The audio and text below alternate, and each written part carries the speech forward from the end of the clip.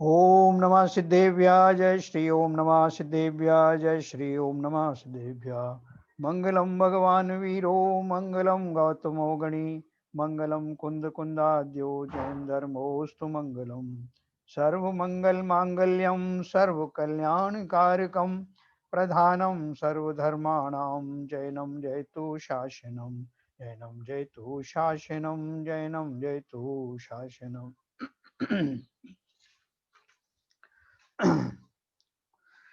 तो अपनी बात चल रही थी, अपन ने ये 5 पाप के बारे में कल पढ़ा। अभी आज अपन सप्त व्यसन के बारे में पढ़ेंगे। थोड़ा सा पढ़ने के बाद मैं अनम्यूट कर दूंगा, तब तक सारे लोग आ भी जाएंगे। तो सप्त व्यसन पेज नंबर 279। बुरी आदत को व्यसन कहते हैं जो आत्मा के स्वरूप को भुला दे और आत्मा का कल्याण नहीं होने दे, वह क्रिया व्यसन कहलाती है। व्यसनों के कारण मनुष्य का शरीर, यश, धन, सदाचार आदि नष्ट हो जाते हैं और व्यसनों में रत जीव संसार में अनेक भवों तक दुख उठाता है ना। अपन तरह के व्यसनों से अपन परिचित हैं, लेकिन बहुत सारे लोग हैं वो व्यसन जानते हुए कि बुरे हैं, लेकिन उनका आदत ऐसी होती है कि वो छोड़ नहीं पाते। व्यसन मुख्य रूप से 7 प्रकार के माने गए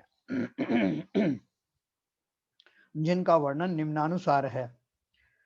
देखो इसमें एक पद्य लिखा है, जुआ खेलन मांस मद्य वैश्या व्यसन शिकार, चोरी पर रमणी रमन सातों व्यसन विसार। पहला जुआ खेलना, जिसमें हार जीत का व्यवहार हो उसे जुआ कहते हैं। यह पैसे से या अन्य प्रकार से शर्त लगाकर खेला जाता है। परस्पर शर्त लगाकर दौड़ना, खेलना, सट्टा लॉटरी लगाना आदि भी जुआ के अंतर्गत आते हैं। जुआ खेलने के कारण पांडवों को अपना राज्य और द्रौपदी को गंवाना पड़ा था, है ना।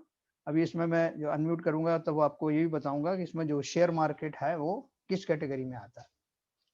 तो पहला जुआ खेलना। दूसरा मांस खाना, त्रस्त जीवों के घात से मांस की प्राप्ति होती है। कच्चे पक्के या पकते हुए मांस में त्रस्त जीवों की उत्पत्ति होती रहती है।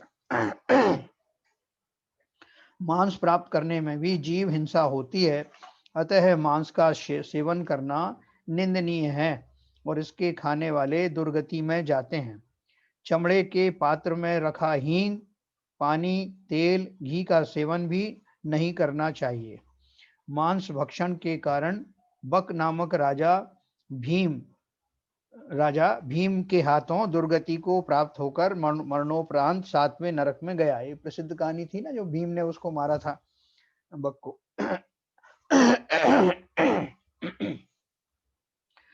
नेक्स्ट है मद्यपान। गुड़, महुआ आदि को सड़ाकर शराब बनाई जाती है। इसके बनाने में अनेक त्रस्त जीवों की उत्पत्ति और मरण होता है। इसके पीने से व्यक्ति का विवेक खो जाता है और नशे में अनेक प्रकार के पाप करता है। इस प्रकार त्रस हिंसा के साथ साथ स्वास्थ्य भी खराब होता है। भांग, जरस, चरस, गांजा, तंबाकू, गुटखा आदि नशीले पदार्थों का सेवन तथा धूम्रपान करना भी मद्यपान में आता है।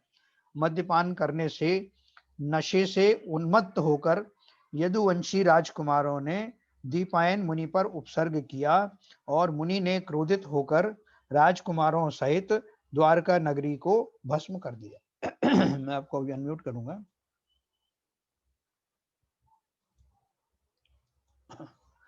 हाँ, तो ये सब क्लियर है। जुआ खेलना, मांस खाना, मद्यपान, ये सब जानते हैं।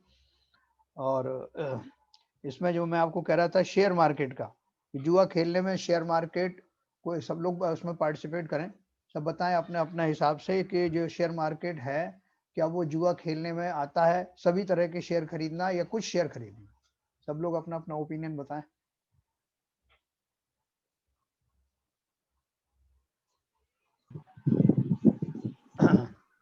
मेरा कहना तो ये है कि आपका अनम्यूट नहीं हुआ शिवजन साहब।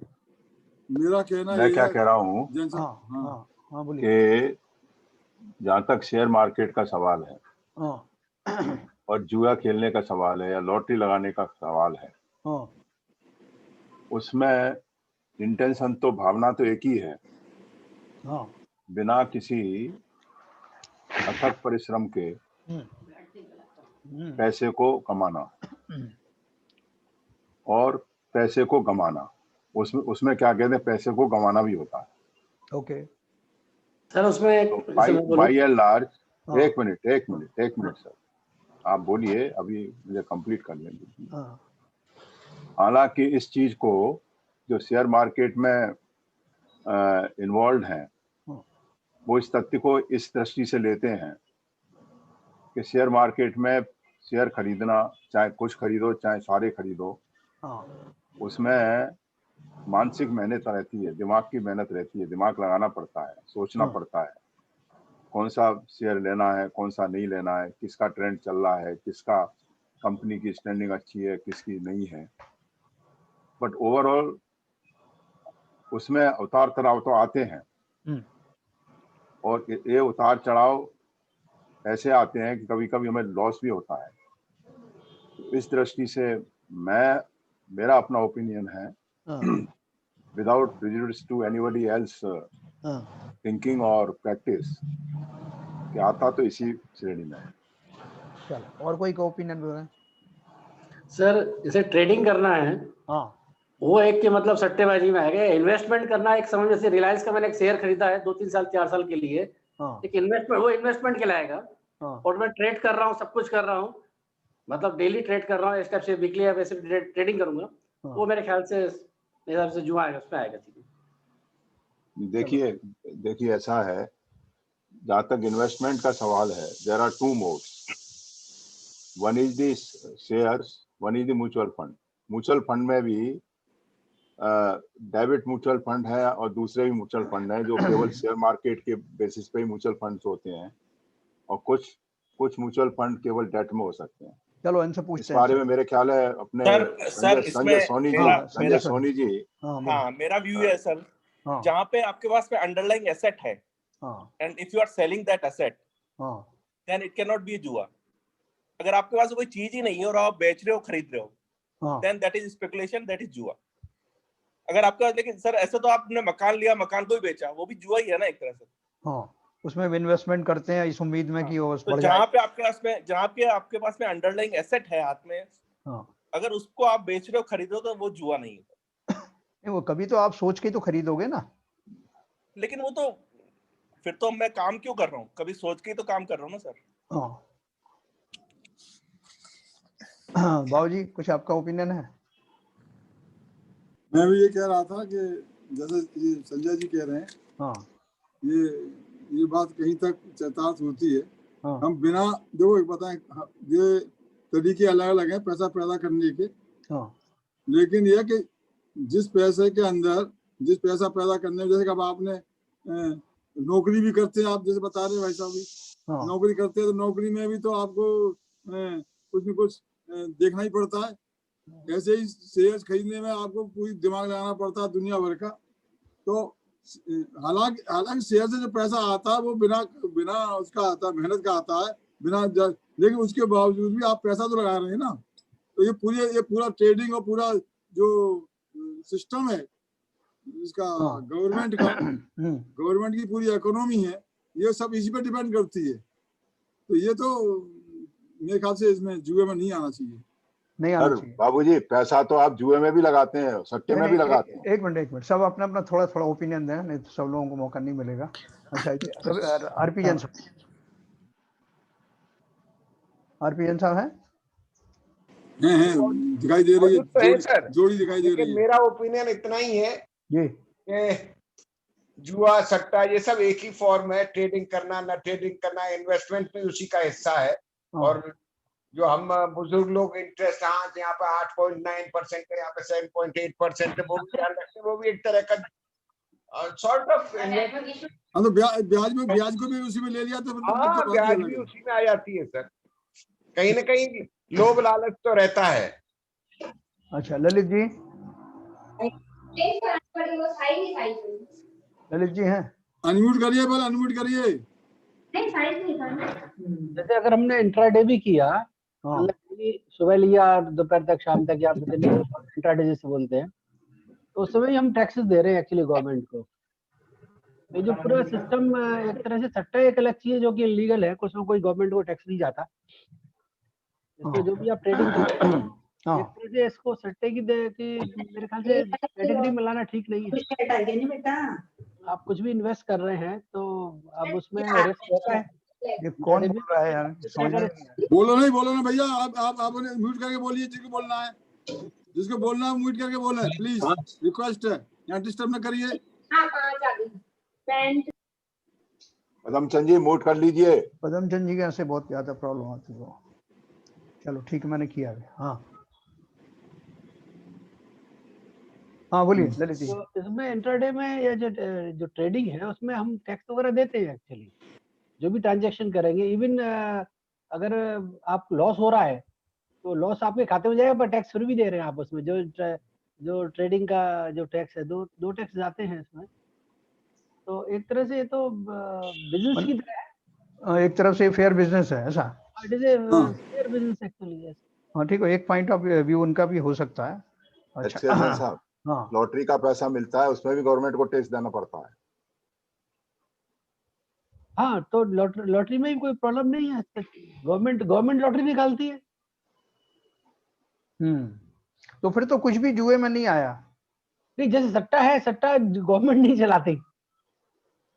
नहीं, सट्टा एक निकाल देते हैं, या जैसे वो करते हैं ना क्रिकेट वगैरह में, क्या बोलते हैं उसको, बैटिंग। सट्टा ही तो लगाते हैं, बैटिंग करते हैं। हाँ वो बैटिंग है, तीन पत्ती है, ये गैम्बलिंग है, ये सब सट्टे।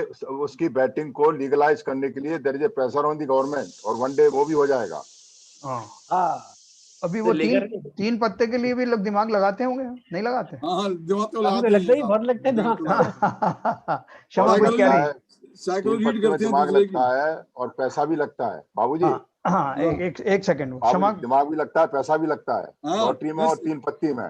तो वो नहीं आना चाहिए जुए में।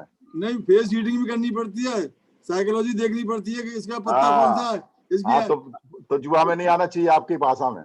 लॉटरी में तो कोई दिमाग नहीं लग रहा। बिल्कुल लगता है, कौन सा टिकट लूं, कौन से स्टेट का लेना, कौन से स्टेट का लेना। दिमाग तो सब जगह लगता है, बिना दिमाग के तो कुछ नहीं होता है। चलो ज्यादा कम की बात नहीं है, दिमाग लगने वाली बात है। चोर भी चोरी करने जाता है तब भी दिमाग लगा के जाता है। हाँ सर मैं विपुल, एक मिनट, हाँ विपुल बोलेंगे, विपुल। नहीं सर, देयर इज अ, मेरे हिसाब से तो बहुत डिफरेंस है, क्योंकि जब शेयर मार्केट में हम पैसा लगाते हैं वो हम किसी बिजनेस में इन्वेस्ट कर रहे हैं, या तो फिर बिजनेस भी नहीं करना चाहिए। जिस बिजनेस में मैं समझ रहा हूँ कि जो बिजनेस ग्रो करेगा और जो कंपनियां ट्रेडिंग है वो सब लीगल कंपनी है, वो सब टैक्स भर के कंपनी है, वो कोई ऐसी कंपनी तो है नहीं जो इलीगली चल रही है। तो इसका मतलब है कि मैं किसी बिजनेस में पैसा लगा रहा हूँ, और बिजनेस में जब मैं पैसा लगाता हूँ वो किसी फंडामेंटल्स के बेस पे होता है, वो कि what is the management, what is the program, what is their plans of growth. सट्टे में या जुआ में तो it is just a probability, whether the 5 will come or 6 will come or 7 will come, that is just a probability. अगर 10 card है तो 10 में से 1/10 is the probability whether I will win or not. It is not a case of a share market. वहाँ पे हमें पूरा पता है कि कौन इसका एमडी है, कौन इसका ट्रस्टी है, कौन उनके ग्रोथ प्लान्स क्या हैं, कैसा उसका पास्ट परफॉर्मेंस है, उसके बेस पे you are just partnering. It is not a trader, it is not a जुआ। आप उस बिजनेस के प्रोस्पेक्ट्स को समझ के उसमें पैसा लगाते हैं। तो अगर मैं बिना समझे लगा रहा हूँ तो भी वो जुआ नहीं है, समझ के लगा रहा हूँ तो बिल्कुल भी जुआ तो है ही नहीं। बिना समझे you can say one thing कि भैया मैंने सिर्फ लगा दिया, मुझे पता नहीं है फंडामेंटल्स का, but you are not doing in legal thing in at least in that. But अगर आप पूरा उसका स्टडी करके उसके पूरे प्लान को समझ के लगा रहे हैं तो it is all together a legal thing. It is like you are doing your own business. ठीक है, क्षमा जी बोलने वाले तो क्षमा। शेयरिंग में तो भाई साहब एक मिनट बाबू जी, एक मिनट। मेरे ख्याल से अगर फेयर कंपनी में इन्वेस्ट करें तो कर सकते हैं शेयर मार्केट। अगर जो कंपनी है वो अगर कोई मतलब अपने जो जैन धर्म के हिसाब से अगर कुछ वो बिजनेस कर रही है, या मतलब थोड़ी हिंसा कम हो रही है, इतनी ज्यादा हिंसा नहीं हो रही है, तो अगर वो देखकर अगर हम इन्वेस्ट करें, फेयर कंपनी है, वो पूरा ओपन है, पूरा उनका ट्रांसपेरेंट है, तो उसमें इन्वेस्ट करने में मुझे नहीं लगता कि कुछ वो कर सकते हैं शेयर मार्केट। बढ़िया। You are becoming a partner of that company. एक मिनट by sharing इनको you are becoming a partner of that company. अभी अपन बाद में भी इसको कंक्लूड करेंगे, जरा सबका ओपिनियन ले लेते हैं। ये प्रमिला कुछ बोलेंगी?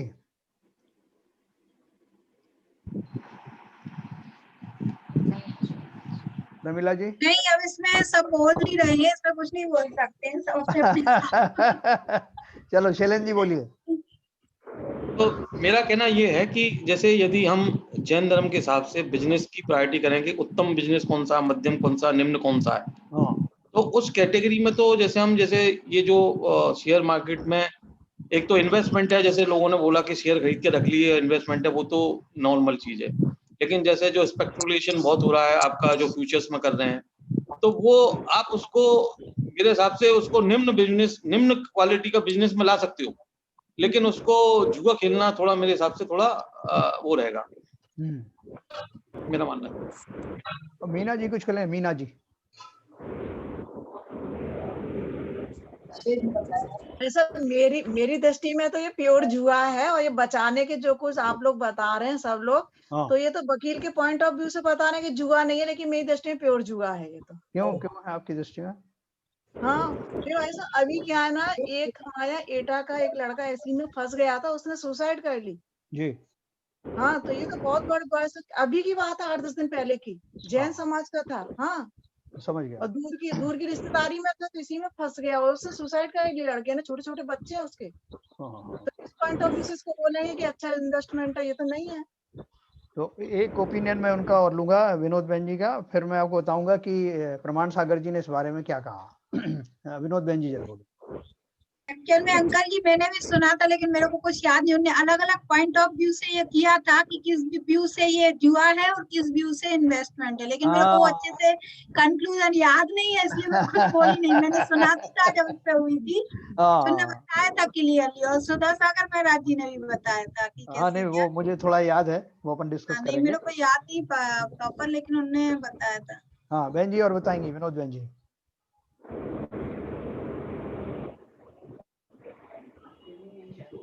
है ना जो वो आप बताने वाले हैं ना जी, वो आप बताने वाले वो ही है बस। एक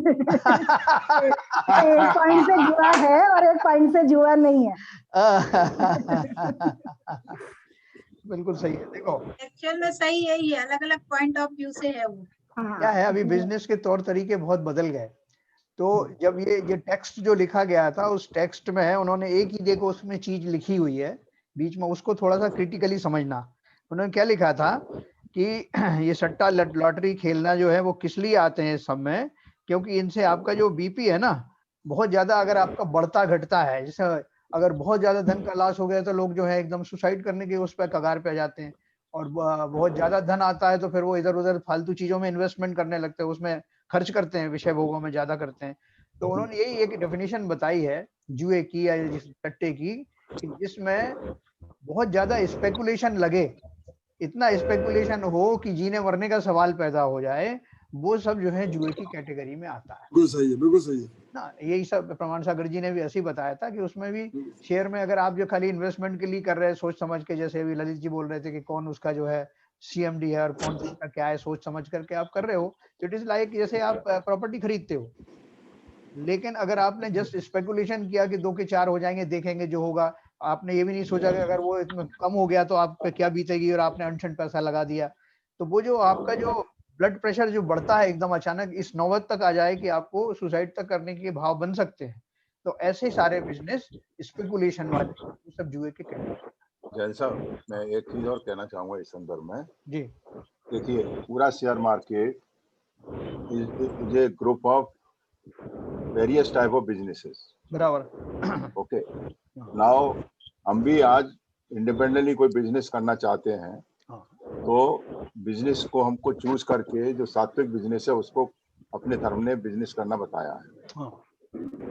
तो जैसा कि अभी शैलेंद्र जी ने बोला या संजय सोनी जी ने बोला और वेरी राइटली विपुल जी ने बोला या ललित जी ने बोला कि अगर हम, बाबू जी ने भी बोला कि अगर हम किसी कंपनी की स्टैंडिंग और उसकी बिजनेस देख के उसमें as a shareholder business partner बन रहे हैं उसकी परफॉर्मेंस पे, it is a good business, एक सात्विक बिजनेस है, then we can exclude that. मगर हम ऐसे ही सुबह से शाम तक बैठ के और इधर उधर बिना किसी केवल इस पर्पज से कि अभी मार्केट बढ़ रहा है, अभी घट रहा है, अभी ले लो और शाम को बढ़ जाएगा, शाम को बेच देंगे, अगर उस दृष्टि से अगर हम पैसा लगाते हैं तो मैं समझता हूँ जुए की कैटेगरी में आएगा। अगर हम एक विवेक से किसी अच्छी कंपनी में अगर इन्वेस्ट करते हैं as a shareholder, as a business partner of that company, then it's not be considered. तो ये चूंकि ये शेयर मार्केट पूरा एक कॉमन बिजनेस है, डिफरेंट टाइप ऑफ बिजनेसेस, अपने विवेक से हमें ये लगाना है कहाँ इन्वेस्ट करना है, कहाँ नहीं करना है, कौन सा जुए की कैटेगरी में आएगा, कौन सा नहीं आएगा। मतलब पार्टली जो है वो जो शेयर मार्केट का जो बिजनेस है, पार्टली जहाँ बहुत तगड़ा स्पेकुलेशन हो या सुबह और शाम का जो जिस तरह से लोग करते हैं बिना ये सोचे हुए कि अगर लॉस हो गया तो that's what I'm trying to impress. उतना पोर्शन जो है जुए में माना जाए। संजय सोनी जी कमेंट करें इसमें, ठीक है ये बात? सर बिल्कुल ठीक है। जो मैंने कहा था कि जहाँ पे मेरे पास में अंडरलाइंग एसेट है, अगर मेरे पास में कुछ हाथ में कुछ चीज है, उसको मैं खरीद रहा हूँ, बेच रहा हूँ तो प्रॉब्लम नहीं है। लेकिन मेरे पास कुछ हाथ में ही नहीं है और वो मैं बेच रहा हूँ, खरीद रहा हूँ, तो प्योर स्पेकुलेशन, प्योर सट्टा है। बिल्कुल सही है। Yes sir, I mean just to add Sanjay ji की बात, मतलब एक इसमें ऑप्शन है sir future and options, which requires a very high level of involvement, which is just a सट्टा। वो तो डेफिनेटली उसका कुछ ज्यादा बेस नहीं होता, वो सिर्फ स्पेकुलेशन के बेस पे होता है। फ्यूचर एंड ऑप्शन में if you are playing it is like a jua, but if you are playing with the fundamental for long term, it is investment, it is not jua। Sir लोग बाग commodity में play करते हैं sir, commodity में play करते हैं, वहाँ पे वो हजारों ट्रक बेच देते हैं और हजारों ट्रक खरीद देते हैं, जबकि कुछ होता ही नहीं है उसमें, तो दैट इज प्योर स्पेकुलेशन और वो सट्टा है। सर एक बात मैं और कहना चाहता हूँ, देखिए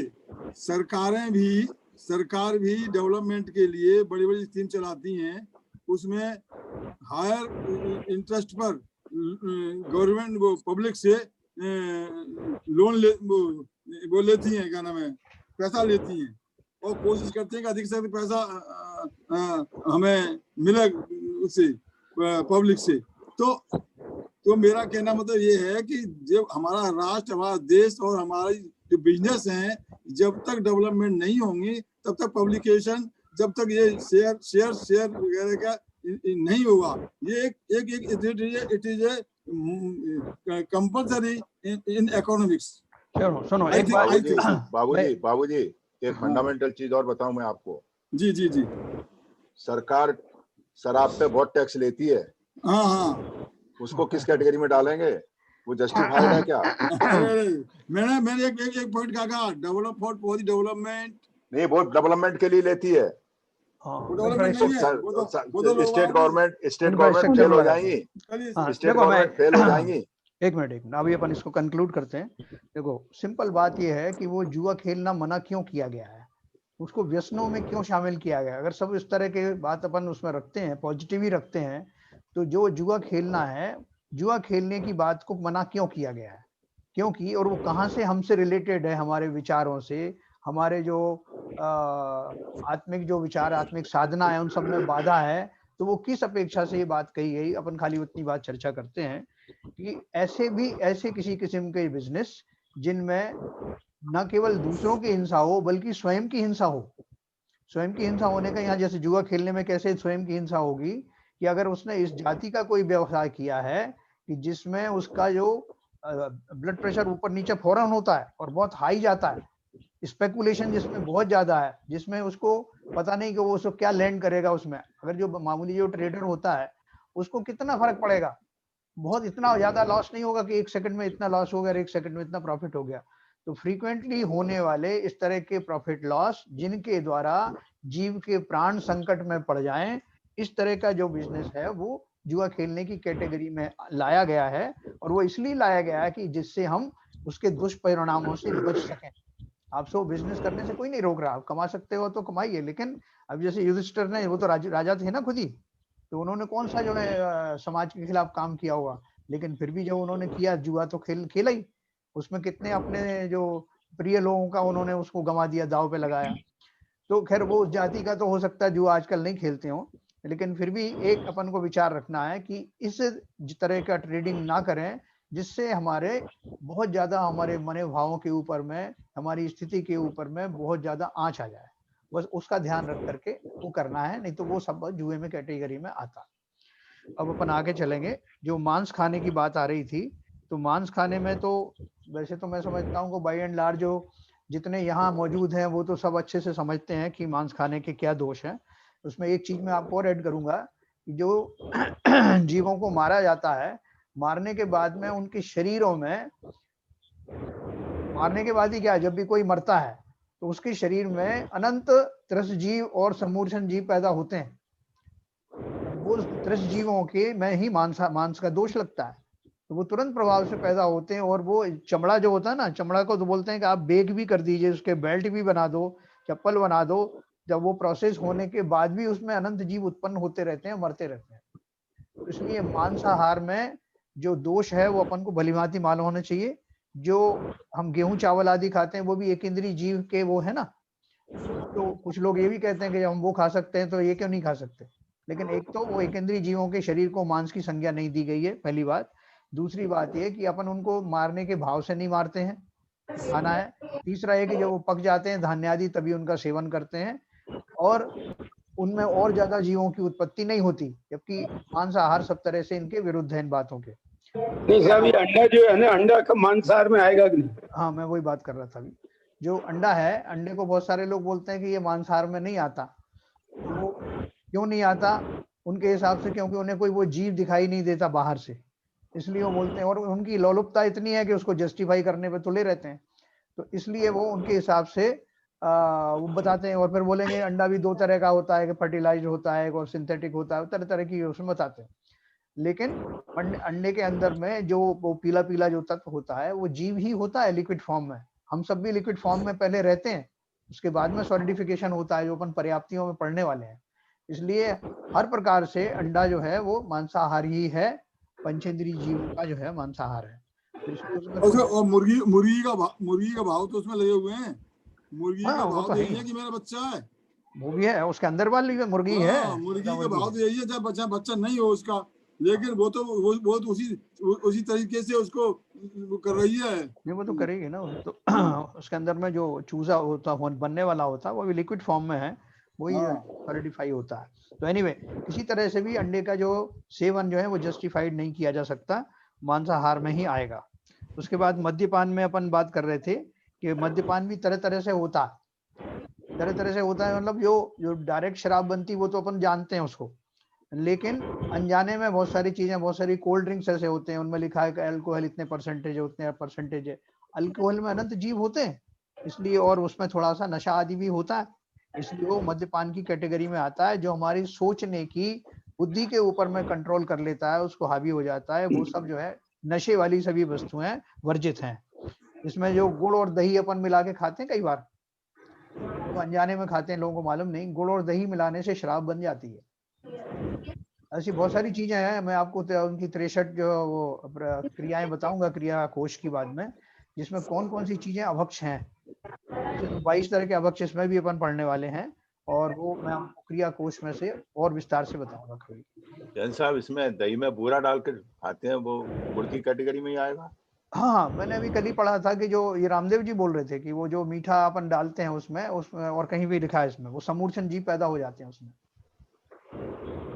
जैसे तुरंत खा लें तो शायद कम होते हैं, जैसे मक्खन का है, तपा के 48 मिनट में खा लेते हैं, लेकिन इसमें अगर ज्यादा देर तक आपने रख दिया शक्कर को भिगो करके, तो उसमें भी वो समूर्छन जीव उत्पन्न होते हैं। सर ये होम्योपैथी दवाइयों में है, अल्कोहल होता है? हाँ, होम्योपैथी में क्या, आयुर्वेद में भी होता है, द्राक्षा साव, अशोका श्रेष्ठ वगैरह जो होते हैं उनमें भी होता है। लेकिन क्या है कि थोड़ा सा उनके मुकाबले में जो डायरेक्ट शराब है उसके मुकाबले में, चूंकि वो औषधि के उसमें आता है, इसलिए उसको ज्यादा वो नहीं दिया जाता उसको। नहीं जैन साहब, मैं क्या पूछ रहा था, हाँ, कि दो चीजें हैं। हाँ, दही में गुड़ का मिलाना, दही में चीनी का मिलाना, हाँ, और दही में बूरे का मिलाना, ये 3 चीजें हैं। हाँ, बट वो गुड़ का मिलाना तो सर्वथा वर्जित है। और बूरा और शक्कर अगर आपने मिलाई है तो उसको एक अंतर्मुहूर्त के अंदर अंदर कंज्यूम कर लें। अच्छा, ज्यादा देर तक अगर रखा रहेगा तो उसमें जी पड़ते हैं। अच्छा, श्रीखंड का क्या है? श्रीखंड भी इसी कैटेगरी में है? हाँ, इसी कैटेगरी में वर्जित है वो। ठीक है, तो अभी मैं आपको जब उनके बारे में बताऊंगा 22 अवक्ष पढ़ेंगे और क्रिया कोश में आपको लास्ट में पढ़ के सुनाऊंगा। नहीं, आप क्लास में आना बंद कर दोगे। हम नहीं जैन साहब, क्लास में आना तो बंद नहीं करेंगे, वो अच्छा है, बता दें तो उससे थोड़ा ज्ञान मिलेगा। हाँ, नहीं बताऊंगा, अभी आगे आएगा वो आगे। तो इस तरह से ये बहुत सारी चीजें ऐसी हैं जो अनजाने में जिनका सेवन करते हैं। जैसे अदरक में अगर आपने नींबू निचोड़ा तो तत्काल प्रभाव से उसमें जीव उत्पन्न हो जाते हैं। आप अपने जो जरा बड़ा सा चश्मा लगा के देखेंगे तो आपको नजर आ जाएंगे वो जीव। और भी बहुत सारे हैं जो आप प्रत्यक्ष देख सकते हैं उनको। जैसे अंजीर का जो पाकर फल है उसकी अपन ने चर्चा की थी, उसको फोड़ते ही आपको जीव उड़ते हुए नजर आएंगे। तो ऐसी बहुत सारी वस्तुएं हैं। जैसे अभी अपने दूधल की भी बात करेंगे अपन, अभी आने वाला वो सब। किसी भी चीज का एडिक्ट होना व्यसन कहलाता है ना। बिल्कुल। तो ये मद्यपान है, इसके जो केवल एक साइड में, दोनों साइड में नहीं सर, ये तोतापुरी आम में भी एक मच्छर निकलता है। नहीं, वो अपन अलग बात करेंगे। अभी किस किस में जो है क्या निकलता है वो अपन बात करेंगे। अभी मद्यपान की बात चल रही है। इसमें एक चीज आपने छोड़ दी। इसमें मद्यपान में ड्रग्स जो लेटेस्ट वर्ल्ड का एडिशन है,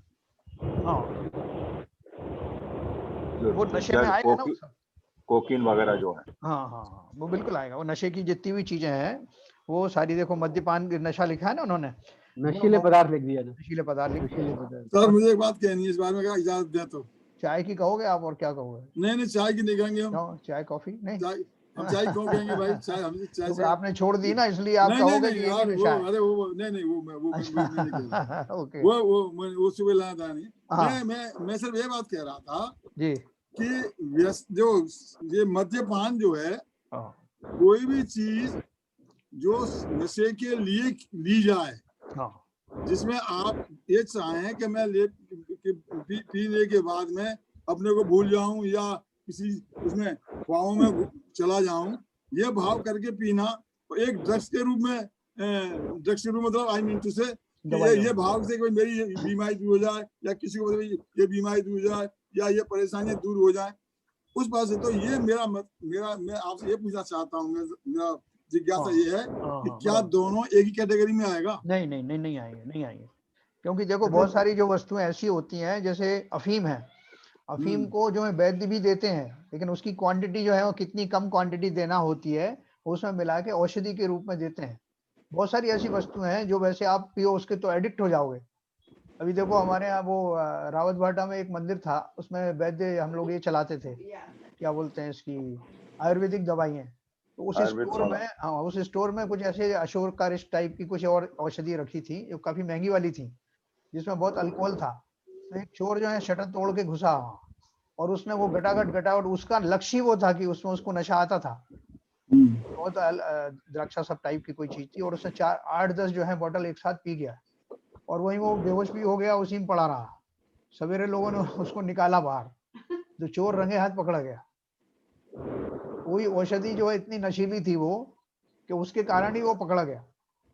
तो कहने का अर्थ ये है कि अगर आप इस, जो शिवाब जी ने कहा ना, इस इंटेंशन से आप उनका सेवन कर रहे हो कि इससे मुझे नशा होता है, बहुत से लोग ट्रिंचर पी जाते हैं, स्पिरिट पी जाते हैं ना। आसम तो बनाई इसी पर्पस से जाते हैं सब। नहीं, आसम पूरा फर्मेंटेशन होता है उसमें, आसम में जो होता है वो औषधि के निमित्त से बनाया गया ना वो निमित्त। हाँ ठीक है, लेकिन बाजार में औषधि के हिसाब से है, नशे के उससे भी मिलता है। वो लोग जो है, जो जिन्हें वो आदत होती है नशे की, वो ऐसा नहीं बोलते जाओ अशोकर इसकी 4 बोतल ले आओ, मुझे नशा करना है ना। जिनके जन साहब, जिनके घर में 10-10 आयोडेक्स महीने की लगती हैं, उनको क्या बोलोगे? आयोडेक्स तो आसाम में तो पकड़े गए ना, आयोडेक्स खाते हुए लोग ब्रेड में स्प्रेड करके लगा खाते थे। सर वो ब्रेड में नहीं, आयोडेक्स ऐसा है जैसे बहुत सी लेडीज को आदत है बगैर आयोडेक्स के सो ही नहीं सकती, और यदि आप रोजाना आयोडेक्स को सूंघते रहो तो आपको इतनी बढ़िया लगने लग जाएगी आयोडेक्स कि आपको उसके बगैर नींद नहीं आएगी। लगाने की बात कर रहे हैं, खाने की बात कर रहे हैं? लगाने की। लोग जो है 10-10 लोगों के जैसे राशन आता है तो 5 किलो चीनी तो 10 आयोडेक्स। अभी तक तो शैलेंद्र जी ये सुना था कि आयोडेक्स ब्रेड में स्प्रेड करके लोग खा रहे हैं आसाम में। आयोडेक्स जो है आप जैसे बहुत से लोगों को सिर में लगाने की आदत हो जाती है, तो वो सिर में लगाने से उसको यदि आप सूंघो और धीरे धीरे बहुत दिनों तक सूंघते रहो तो आपको बहुत अच्छी लगने लगेगी। जैसे बहुत से लोगों को पेंट का जो सुगंध बहुत अच्छी लगती है, पेट्रोल की सुगंध अच्छी लगती है बहुत से लोगों को। हाँ, और पेट्रोल तो ये तो लोगों को जैसे कभी कभी क्या है ना, वो थोड़े से दर्द से चालू करते हैं और फिर उसके एडिक्ट बन जाते हैं। ये आपने नई बात कही। तो ये जो नशा है, जो एडिक्शन की बात है, कि ऐसी वस्तुएं जिनके हम एडिक्ट हो जाते हैं वो कहीं ना कहीं हमको सोचने या समझने की शक्ति हमारी छीन कर देते हैं। और सोचने समझने की शक्ति का छीन होना, नशे की हालत में होना, वो सर्वथा वर्जित है, क्योंकि ऐसा जीव अपने आत्मा की तो बात बहुत दूर की है, शरीर के बारे में भी सही फैसले नहीं ले सकता। इसलिए ऐसी सारी वस्तुएं जिनके कारण हमारी बुद्धि के ऊपर में किसी तरह का जो है आघात पहुंचता है, बुद्धि हमारी सामान्य नहीं रह पाती, ऐसी सारी वस्तुएं, ऐसे सारे नशे वो नशे की श्रेणी में आते हैं। जो उन्होंने एक लाइन बिल में लिखा है ना, भांग, चरस, गांजा, तंबाकू, गुटखा आदि नशीले पदार्थों का सेवन तथा धूम्रपान करना भी मद्यपान में आता है। तो जैसे अभी शैलेंद्र जी ने बताया, वो सारी चीजें हैं जिन्हें नशे के उद्देश्य से जिनका ग्रहण किया जाता है, वो सारी चीजें वर्जित हैं। न केवल इसलिए कि वो हमें आत्मा के चिंतन में बाधक होती है, बल्कि इसलिए भी कि वो हमारे शरीर के लिए भी नुकसानदायक होते हैं कहीं ना कहीं। तो जैसे कभी कभी ना लोग गम गलत करने के लिए भी लेते हैं चीजें, तो वैसे गमी तो गलत कर रहे हैं सारे। नहीं, वैसे एक बात और मैं बोलना चाह रहा था कि अभी जैसे जो एक CBD ऑयल करके बहुत पब्लिकेशन, बहुत उसमें जैसे यूरोप में उसके ऊपर बहुत बात आ रहा है, क्योंकि एक ऐसा पौधा है जो नेचुरल आदमी की बॉडी को आराम देता है और उसको ठीक कर देता है। हाँ, रिजोनेट कर देता है बॉडी को। तो उसको जैसे ये बोलते हैं कि पूरे यूरोप और वेस्टर्न ने उसको, जैसे पहले भारत के अंदर यदि देखा जाए, गांजा जैसे बोलते हैं ना, गांजे का प्रयोग बहुत ज्यादा था और जनरली लोग जो काम करते थे, मेहनत करते थे और वो रहते थे, वो गांजे का उपयोग करते थे, उससे काफी स्वस्थ रहते थे। तो इसको धीरे धीरे करके मतलब उसको पूरा नार्कोटिक्स बना दिया और उसको और प्योरीफाई करके और नार्कोटिक्स बना दिया, जबकि वो जो पौधा जो है और उसका जो सेवन है एक मात्रा में किया जाए तो उससे लोगों को रिजोनेट होता है उनका बॉडी। ऐसा चल रहा है झगड़ा। अब वो कितना सच है कितना झूठा है उसमें तो मैं नहीं गया हूँ कभी, लेकिन उस पर काफी लेख वगैरह हो रहा है और काफी उस पर आर्गूमेंट्स हो रहे हैं, काफी बड़े लेवल पे आर्गूमेंट्स हो रहे हैं। अभी देखो एक वस्तु और आती है नस्वार करके, आपने सुना होगा नस्वार। उसमें नाक में लेने से लोगों को अच्छा लगता है, वो भी नशा है एक तरह का। और बहुत सारे पुराने लोग तो करते ही थे वो नस्वार लेना, महाराष्ट्र में भी काफी प्रचलित है। तो आप बोलोगे कि हम सब खाते थोड़ी हैं इसको, तो सूंघते ही हैं। तो वो भले ही मेरी दादी अम्मा सूंघती थी सर बहुत। लेकिन अच्छा साहब एक बात बताओ, ये पान खाने का भी तो नशा होता है क्या? मंदिर जाने का भी तो नशा होता है? नहीं, अभी उसका व्यापकता इतनी मत लाओ। हाँ, आरपी जन सब कुछ कह रहा है। ये पान खाना वगैरह, पान वगैरह कैसे है? पान खाने वाले तो आगरे वाले थोड़ी छोड़ सकते हैं इतनी आसानी से। लेकिन वो भी एक छोड़ नहीं सकते आप, ऐसी बात कैसे कह दी आपने आगरे वालों के लिए? नहीं, अब इसलिए तो कहा मैंने कम से कम 2-3 लोग तो उद्वेलित हो जाएं एक साथ। व्यसन तो है ना, व्यसन तो है। जैन साहब, मैं तो मध्य प्रदेश का हूँ, मगर क्या कहते हैं, भोपाल में सबसे ज्यादा चूने के साथ खाया जाता है। पर चूना लगाते नहीं है, वो खाते हैं उसका। नहीं, चूना लगाते भी है और खाते भी है। साहब मैं आपको जन से बताना चाहता हूँ कि मैं गुटखे का 16 साल तक गुटखा खाया मैंने, 16 साल तक। अच्छा। और इतना गुटखा खाया, मेरे पास में मानिक चंद इतने रहते थे कि यदि किसी को रात को जरूरत पड़ जाए तो 10 लोगों को जरूरत पड़ जाए तो 10 लोगों को मैं मेरे रूम पे पड़े रहते थे इतने। और वो छोड़ने के बाद में मैंने पान खाए, लेकिन 2001 में सम्मित शिखर में जाने के बाद में मैंने गुटखा छोड़ा और उसके बाद में आज तक उसको टच नहीं किया मैंने। 2001 में, आज इस बात को 19 साल हो गए। ऐसे ही पान खाने लगा था मसाले का जी। वो मसाले का पान 3 साल तक इतना खाया, और मेरे घर पे मैं खाता था तो बच्चों के लिए 200-300 के पान आते थे, क्योंकि वो भी मीठा पान खाते थे। लेकिन वो भी छोड़ दिया आज उसको भी छोड़ के 12-14 साल हो गए। पान जो है कभी भी खरीद कर नहीं खाता। तो ये मतलब एक ऐसी लत है जो छोड़ी भी जा सकती है।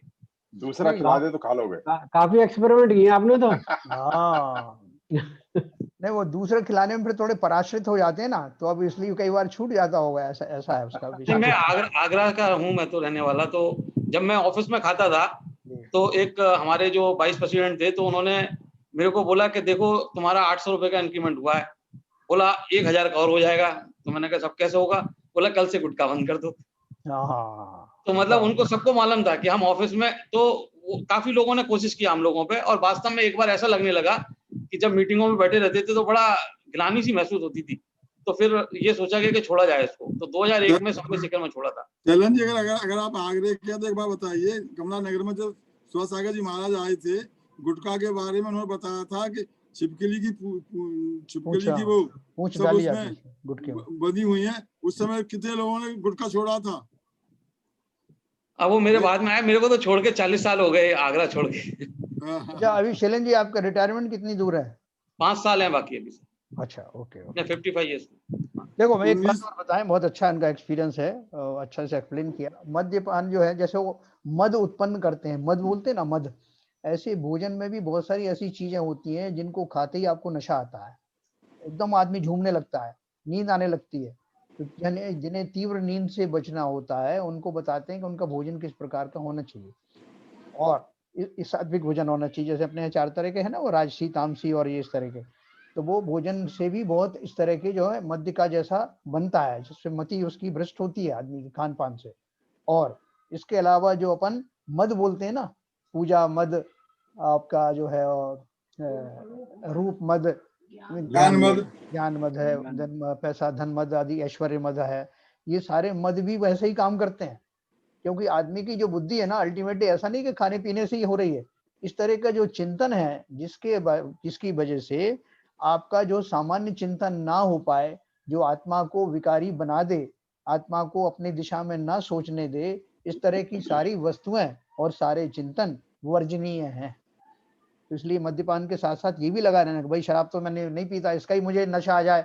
मैं सबसे कहता हूँ, भाई साहब मैंने सब छोड़ दिया है, आप मुझे क्या समझते हो, मैं 30 साल से प्रैक्टिस कर रहा हूँ। इस तरह का जो दम्भ है ना, वो भी नशे में ही आता है, किसी भी जाति का। तो न केवल खाने पीने से, न केवल सूंघने से, बल्कि ये हमारी डायरेक्ट अगर विचारधारा किसी तरह से इस तरह से हो जाती है कि हम अपने वास्तविक, अपने स्वरूप का चिंतन न कर पाए, जिन जिन कारणों से, वो सब मद्यपान जैसे ही हैं। और हमें बोलते हैं ना कि मोह रूपी मद हमने जो है अनंत भवों से पिया ना, 6 डाला में बताया ना कि मोह मदिरा मैंने अनंत काल से पी है, जिसके कारण मैं जो अभी तक संसार में रुल रहा हूँ। और ये मदिरा भी 2 तरह की है, एक तो है मिथ्यात्व और एक आग्रहित मिथ्यात्व, जो मैं चला आ रहा है जन्म जन्म के, मैं शरीर को ही अपना मानता हूँ, मेरा चिंतन ही ऐसा हो गया है, ये शरीर ही तो मैं हूँ, ऐसा जो स्वरूप का चिंतन मेरा हो गया है, ये आग्रहित मिथ्यात्व है। और मैं कुगुरुओं और कुदेवों की शरण में जाता हूँ, और मेरी जो है वो नशा और बढ़ जाता है, मिथ्यात्व का नशा और बढ़ जाता है। अपन मोह नाश करने के लिए अपन अर्थ चढ़ाते ना, तो इसलिए समझ लेना कि ये समस्त तरह की ये छोटी, जो ये तो बहुत छोटी चीजें हैं खान पीन वाली, असली तो मदिरा वो है जो मैं पिए बैठा हूँ। इसलिए उसको और ना बढ़ने दूं, इसलिए बाहर की चीजें तो कम से कम छोड़ दूं। इसके लिए ये सब जो है सप्त व्यसन का त्याग बताया गया है ना। तो अपन एक अभी आगे चलेंगे। ये हमने पढ़ा अभी, जुआ खेलना, मांस खाना, मद्यपान, उसके बाद वैश्यागमन। वैश्यागमन तो सब जानते ही हैं, जो स्त्री धन आदि के लिए अपना शरीर बेचती है, वह वैश्या या नगर बधू कहलाती है। ऐसी स्त्री के घर आना जाना, उसके साथ रमण करना वैश्यागमन है।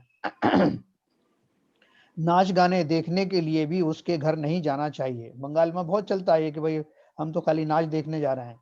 इसमें धन की बर्बादी के साथ तन व मन भी नष्ट होता है। अनेक प्रकार के रोग वैश्यागमन से लग जाते हैं और मन अशांत रहता है।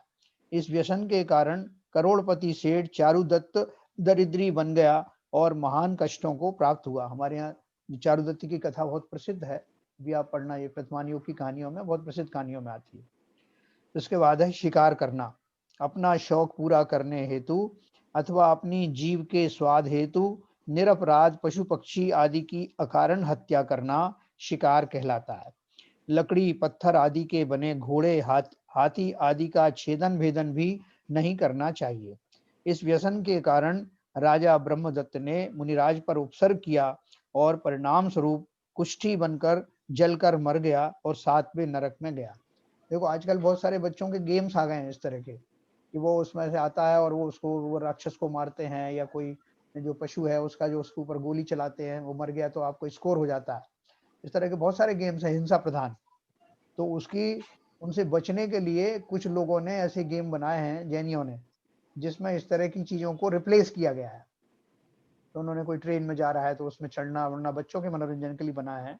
और बहुत सारे जैन हैं जिनको मैं जानता हूँ, उन्होंने इस तरह के बहुत सारे गेम्स बनाए। तो अपने बच्चों को इस तरह के गेम्स ना तो ला कर दें और उन पर नजर रखें कि उनकी इस बहाने से कोई इस तरह की आदतें ना पड़ जाएं जिसमें दूसरों को शिकार करने में, दूसरों को मारने में उनको आनंद आने लगे। तो शिकार करने का एक बहुत व्यापक वो है। अपन ये सोचते हैं कि तो पहले के जमाने में लोग शिकार खेलते थे, लेकिन आज के जमाने में भी बहुत सारे लोग इस तरह करते हैं।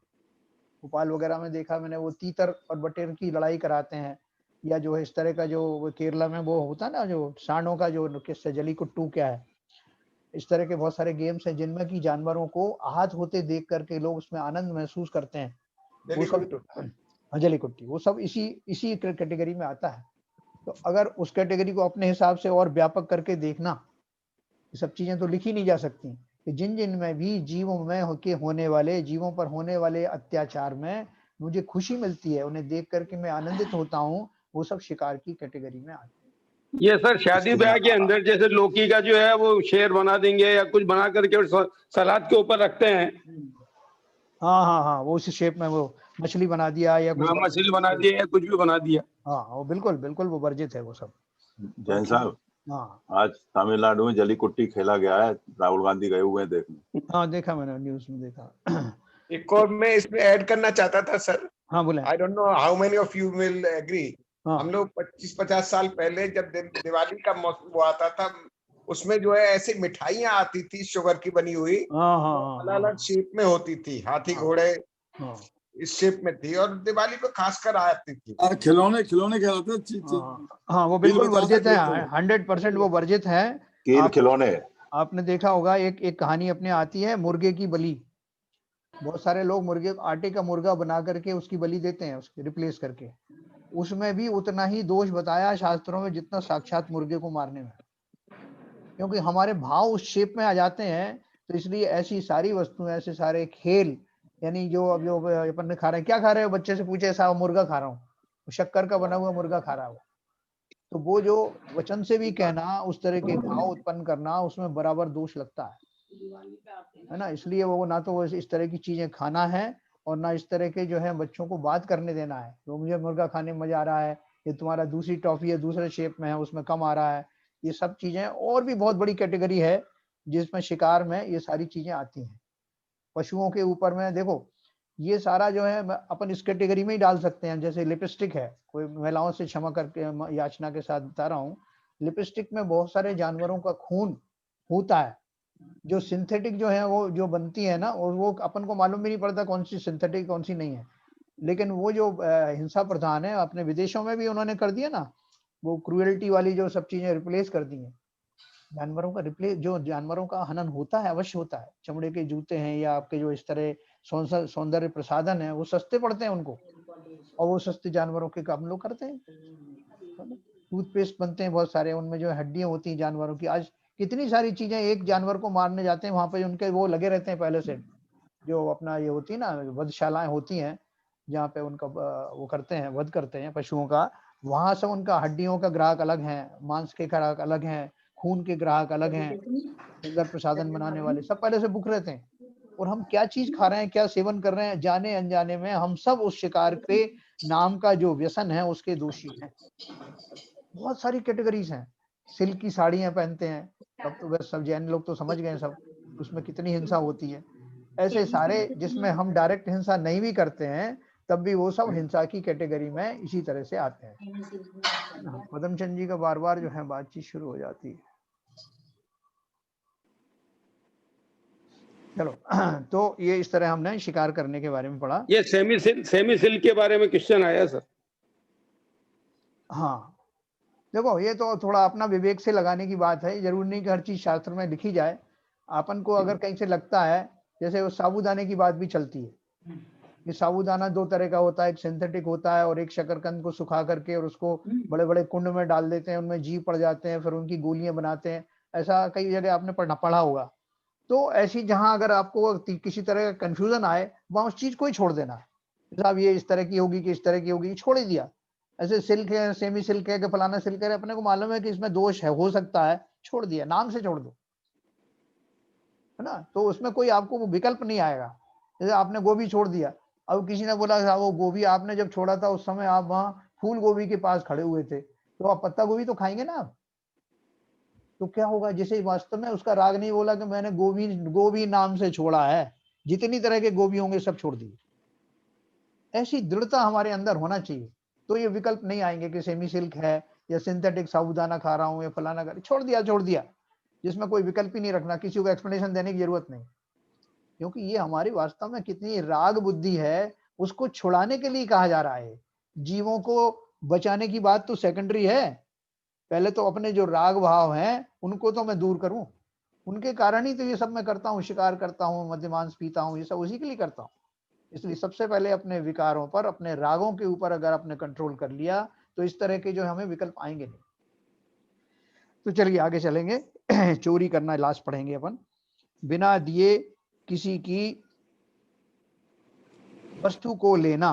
देखो इन्होंने एक शिकार करने, मैंने थोड़ा छोड़ दिया, फिर से बोलता हूँ। अपना शौक पूरा करने हेतु अथवा अपनी जीव के स्वाद हेतु निरपराध पशु पक्षी आदि की अकारण हत्या करना शिकार कहलाता है।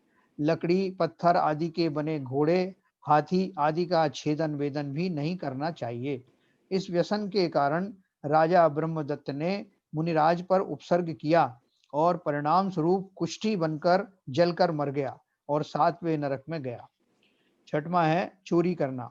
बिना दिए किसी की वस्तु को लेना चोरी है।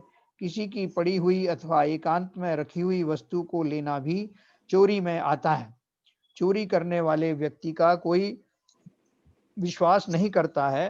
पराये धन को जोर जबरदस्ती से लेना, अधिक मूल्य की वस्तु का कम मूल्य देना, कम तोलना आदि भी चोरी में ही आते हैं। इस व्यसन के कारण शिवभूति पुरोहित ने सेठ धनपाल के रत्नों को नहीं लौटाया और दोष सिद्ध होने पर गोबर खाने व मुक्के खाने की सजा भोगकर मृत्यु को प्राप्त हुआ और सर्प बनकर दुख उठाया।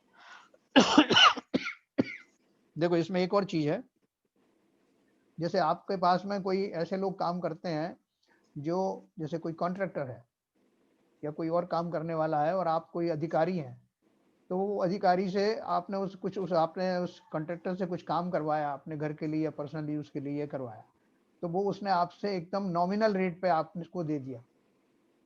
नॉमिनल रेट मतलब घाटा सह के भी दे दिया और आप बड़े खुश हुए कि भाई हमने फ्री में थोड़ी करवाया, हमने तो उसको पैसे दिए। क्या आपने यथा योग्य मूल्य दिया?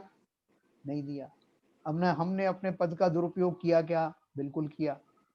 तो ये सब जो हम बोल रहे हैं ना, हमको कम मूल्य में दिया, हमने कुछ तो मूल्य दिया है, ये सब चोरी में आता है। क्योंकि वो नॉर्मल आपके व्यवहार की प्रभाव की वजह से आपसे नहीं ले रहा है, लेकिन अंदर से वो खुश नहीं है। वो ये सोच रहा है कि मुझे और बिजनेस मिलेगा, इसलिए आपको छोड़ दिया। लेकिन और हमने भी सोच लिया मन के अंदर में, दोनों बातें सोची कि मैंने कुछ तो दिया है ना, ये भी सोच लिया कुछ बचाया भी है और मेरे प्रभाव के कारण मैंने बचाया। ये सारी जो बातें हैं इनका एनालिसिस खुद को ही करना है, कि उसके लिए कानून नहीं देखने वाला। कानून को पता भी नहीं कि आप क्या कर रहे हो, आपकी इंटेंशन क्या है। लेकिन मेरी हर इंटेंशन जो भी इस दशा में जाती है, जिसमें मैं किसी तरह की जो नॉर्मल चीजें हैं उनसे अब नॉर्मल होने की कोशिश करता हूँ, उसका अनड्यू एडवांटेज लेता हूँ, वो सारी चोरी की कैटेगरी में आती है। तो कल अपन इसके ऊपर और विशेष चर्चा करेंगे, चोरी के बारे में कुछ और आपके प्रश्न हो। ये तो एक्सक्यूज को निकालते हैं भाई साहब, ये हमारी मानसिक कमजोरी है जी। जो एक्सक्यूज निकालते हैं ना कि ऐसा नहीं, ऐसा कर लो, हमने चोरी नहीं की, कुछ तो पैसा दे दिया, कुछ ये लीकेज निकालना है उसको अपने मानसिक संतुष्टि देने के लिए, हाँ हमने ऐसा कर लिया।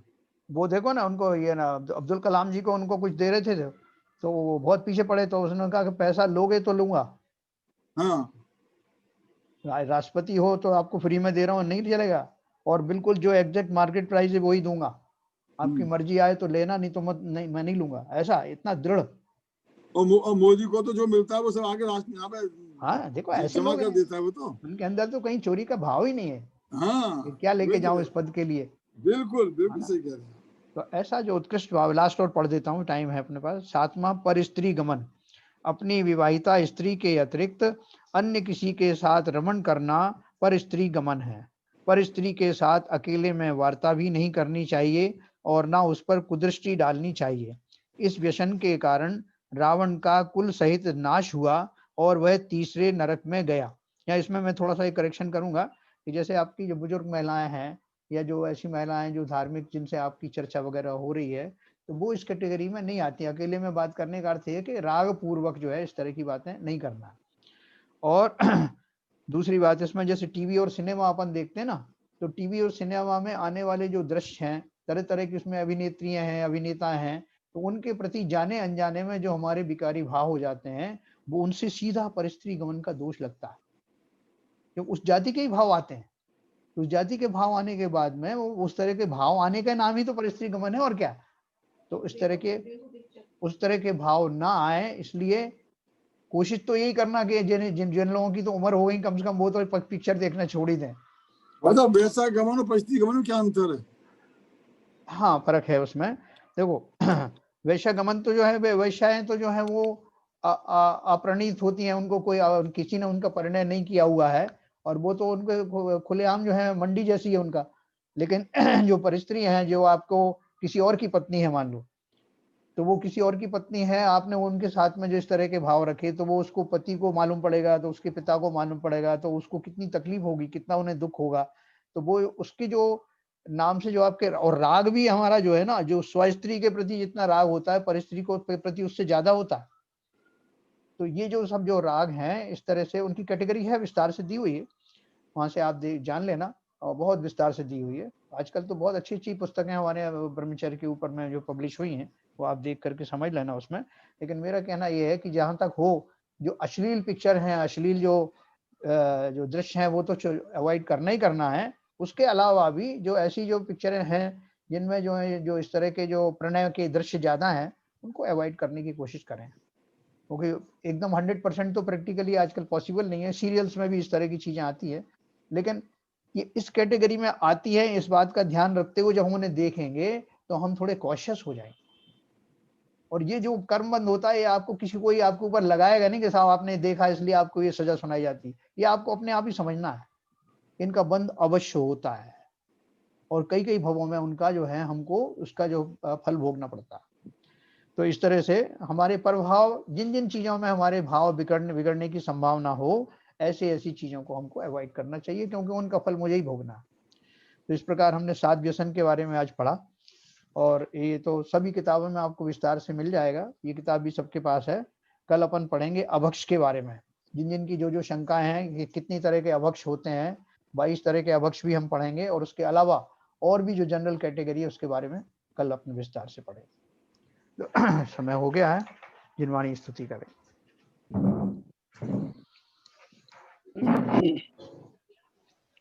मिथ्यतम नाश विको ज्ञान के प्रकाश विको अपरभास विको भानु सी बखानी है। छहो द्रव्य जान विको बंध विधि भान विको स्वपर पिछान विको परम प्रमानी है। अनुभव बताए विको जीव के जताए विको काहू न सताए विको भव्य और आनी है। जहाँ तहाँ तार विको पार के उतार विको सुख विस्तार विको यही जिनवाणी है। ये जिनवाणी भारती तो जपू दिन रैन, जो तेरी शरणा गए सो पावे सुख चैन। जिनवाणी के ज्ञान से सूझे लोकालोक, तो वाणी मस्तक नमो सदा देते हैं धो, सदा देते हैं धो। जिनवाणी माता की जय।